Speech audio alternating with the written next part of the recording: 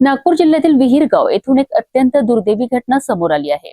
शिवाजी चौक परिसरात विद्युत खांबावर काम करत असताना अवघ्या 19 वर्षीय तरुणाला अचानक विजेचा तीव्र धक्का बसला।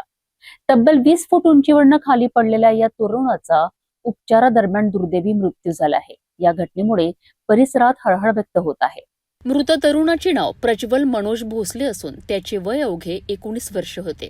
मिळालेल्या माहितीनुसार प्रज्वल भोसले हा विहीरगाव येथील शिवाजी चौक परिसरातील विद्युत खांबावर अंदाजे 20 फूट उंचीवर काम करीत होता। काम सुरू असतानाच त्याला अचानक विद्युत प्रवाहाचा तीव्र धक्का बसला। वीज शॉक लागल्याने प्रज्वलचा खांबावरील तोल गेला आणि तो थेट खाली कोसळला। या घटनेनंतर परिसरात एकच खळबळ उडाली आहे। घटनेची माहिती मिळताच महावितरणाचे सहाय्यक अभियंता राहुल सिंह छप्परघरे तसेच पंच मंडळी घटनास्थळी दाखल झालेत। घटनास्थळाची प्राथमिक पाहणी करण्यात आली। या पाहणी दरम्यान खांबावरील एलटी विद्युत वाहिनी, सर्व्हिस वायर आणि स्ट्रीट लाईट वायरिंगमध्ये अतिप्रवाह असल्याचे निदर्शनास आल्याची माहिती आहे।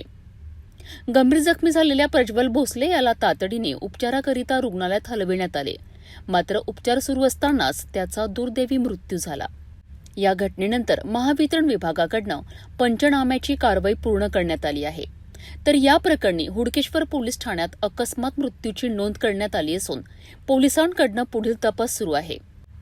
अवघ्या 19 वर्षाच्या तरुणाचा विजेच्या धक्क्यामुळे झालेला मृत्यू ही घटना अत्यंत वेदनादायी असून विद्युत खांबांवर काम करताना सुरक्षेच्या उपाययोजनांचा प्रश्न पुन्हा एकदा ऐरणीवर आला आहे।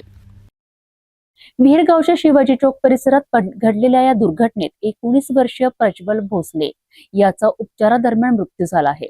घटनास्थळी महावितरणकडून पंचनामा करण्यात आला असून हुडकेश्वर पोलिसांनी अकस्मात मृत्यूची नोंद केली आहे। या दुर्घटनेमागील नेमकी कारणे आणि परिस्थितीबाबत पोलिसांचा पुढील तपास सुरू आहे।